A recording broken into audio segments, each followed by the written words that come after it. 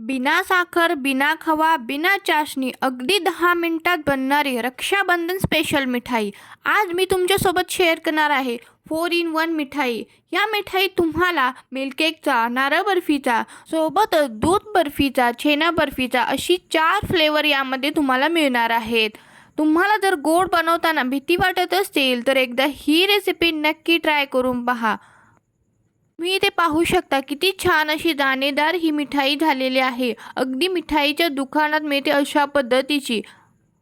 आणि या मिठाईची खासियत म्हणजे आपण ही कमीत कमी वेळेमध्ये आणि कमीत कमी साहित्यामध्ये बनवणार आहोत. तर नमस्कार, मी रुपालीज रेसिपीमध्ये तुम्हा सर्वांचे खूप खूप मनापासून स्वागत आणि तुम्हाला रक्षाबंधनच्या खूप खूप शुभेच्छा. चला तर मग वेळ न घालवता रेसिपीला सुरुवात करूया.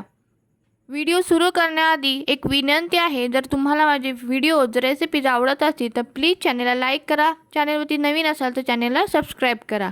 तर आज मग सुरुवात करूया. तर इथे मी 1 वाटी गूळ घेतलेला आहे. ही मिठाई आपण गुळापासून बनवणार आहोत.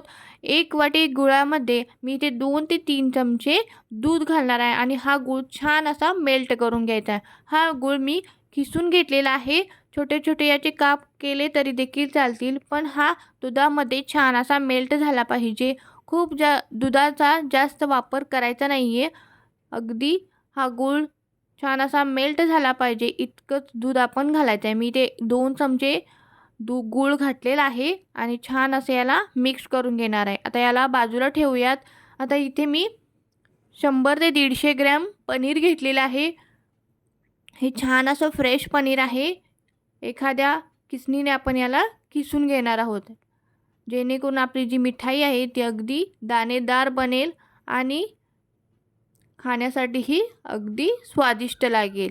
ही मिठाई मी कमीत कमी वेळेमध्ये आणि कमीत कमी साहित्यामध्ये बनवणार आहे. अगदी 2 ते 3च साहित्य लागतात. आता हे छान असं मी किसून घेतलेलं आहे. तुम्ही ते पाहू शकता. अगदी दाणेदार असं हे होणार आहे आपली मिठाई. आता सोबतच मी इथे किसलेलं सुकं खोबरं देखील घेतलेलं आहे. तुम्ही इथे डेसिकेटेड कोकोनट घेतलं तरी देखील चालेल. यामध्ये हे मी 1 वाटी नारळाचा किस घेतलेला आहे. आता सोबतच मी ते पाव वाटी मिल्क पावडर घेतलेली आहे. तुम्ही जर मिल्क पावडर ऐवजी काजू, बदाम याची पावडर घातली तरी देखील चालेल. आता हे सगळं आपण छान असा मिक्स करून घेणार आहोत हाताने, जेणेकरून पावडर आहे आणि जो आपलं किसलेलं पनीर आहे तो एकजीव होईल. आता इथे कढईमध्ये मी थोडंसं 1 चमचा तूप घातलेलं आहे. नाही घातलं तरी देखील चालेल, पण आपलं जे पनीर आहे ते याला कढईला चिकटणार नाही. त्यामुळे आपण इथे थोडंसं तूप घेतलेलं आहे आणि तूप छान गरम करून घ्यायचं आहे. तूप गरम झाल्यानंतर आपण जे बनवलेलं मिश्रण आहे पनीरचं ते यामध्ये घालून घेणार आहोत. सगळं मिश्रण आपण यामध्ये घालून घ्यायचं आहे आणि सतत हलवत आपण याला 2 मिनटं असंच परतवून घ्यायचं आहे. कढईला लागणार नाही याची मात्र काळजी घ्यायची आहे.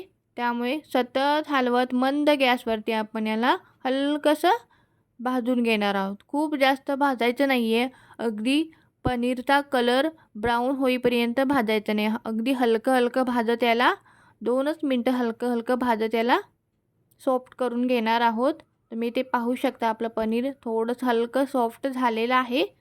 अगदी 2च मिनटात हे अशा पद्धतीचं होतं टेक्स्चर. खूप सोपी रेसिपी आहे. कोणीही सहज बनवू शकेल. आता जे आपण हे बनवलेलं गुळाचं मिश्रण आहे ते देखील यामध्ये घालून घेणार आहोत आणि छान असं पुन्हा मिक्स करून घ्यायचं आहे. जे पनीर आहे ते गुळामध्ये आपण छान असं मिक्स करून घेत याला पुन्हा आपण 3 ते 4 मिनटं परतवायचं आहे. तुम्ही ते पाहू शकता. याचा कलर देखील चेंज होत आहे. जसं जसं मिक्स करत जाल तसं तसं याचा कलरही चेंज होत जातो. छान असं याला मी 2 ते 3 मिनटं पुन्हा परतवून घेत आहे. यामध्ये मी थोडीशी फ्लेवरसाठी इलायची पावडर देखील घातलेली आहे. तुम्ही नाही घातली तरी देखील चालेल. अशीच जर तुम्ही ही मिठाई बनवली तरी देखील स्वादिष्ट लागते. छान असे हे आपण मिक्स करून घेऊयात पुन्हा. आणि मी इथे थोडासा फूड कलर देखील घातलेला आहे, जेणेकरून आपली जी बर्फी आहे ती दिसायलाही अगदी सुंदर दिसेल. छान असं आपण याला मिक्स करूयात. तुम्ही इथे पाहू शकता जसं आपण हे शिजवून घेत आहोत तसं तसं हे हलकं हलकं ड्राय होत चाललेलं आहे. खूप जास्त ड्राय करायचं नाही आहे. आपलं इथेच गॅस बंद करायचा आहे आणि एखाद्या ट्रेमध्ये आपण छान असं तूप लावून हे सेट करणार आहोत. मी इथे थोडं थोडं हे मिश्रण घालून घेते आहे आणि छान असं याला सेट करणार आहोत. तुम्हाला जर याचे लाडू बनवायचे असतील तर ते देखील हाताने छान असे वळले जातात. तुम्ही याचे छोटे छोटे लाडू बनवलेत तरी देखील चालेल. छान असे हे मी प्रेस करून घेते आहे जेणेकरून आपली जी बर्फी आहे छान अशी सेट होईल. एखाद्या वाटीच्या साहाय्याने किंवा चमच्याच्या साहाय्याने असं छान असं प्रेस करायचं आहे. एकसारखी बर्फी बनली जाते. वरून थोडंसं मी ते गार्निशिंगसाठी ड्रायफ्रूट्स टाकलेले आहे. तुम्ही तुमच्या आवडीनुसार कोणतेही ड्रायफ्रूट इथे वापरू शकता. पुन्हा थोडंसं वाटीच्या साहाय्याने आपण याला सेट करणार आहोत आणि थंड झाल्यानंतर छान असे पीसेसमध्ये कट करून घ्यायचे आहेत. मी ते चौकोनी पीसेसमध्ये हे कट करून घेते आहे. खूप सोपी रेसिपी आहे आणि अगदी 5 मिनिटात. आणि तुमच्या लक्षात आले का, आपण ही उपवासामध्ये देखील खाऊ शकतो. यामध्ये पनीर आहे, सुकं खोबरं आहे आणि मिल्क पावडर आहे. ही उपवासासाठी देखील अगदी परफेक्ट रेसिपी आहे. एकदा नक्की ट्राय करून पहा आणि कमेंटमध्ये नक्की सांगा कशी झाली होती ती. या एकाच मिठाईमध्ये तुम्हाला 4 फ्लेवर मिळणार आहेत. दूध छेन्याचा आणि मलाई बर्फीचा किंवा नारळ बर्फीचाही फ्लेवर यामध्ये तुम्हाला मिळणार आहेत. खायला अगदी स्वादिष्ट लागते आणि इतकी दाणेदार बनते की ना तोंडात टाकताच विरघळेल. इतकी सुपर सॉफ्ट अशी ही बर्फी बनते. आजची रेसिपी कशी वाटली कमेंट करून नक्की सांगा. व्हिडिओ आवडल्यास व्हिडिओला एक लाईक करा. चॅनलवरती नवीन असाल तर चॅनलला सबस्क्राईब करा. पुन्हा भेटू तोपर्यंत धन्यवाद.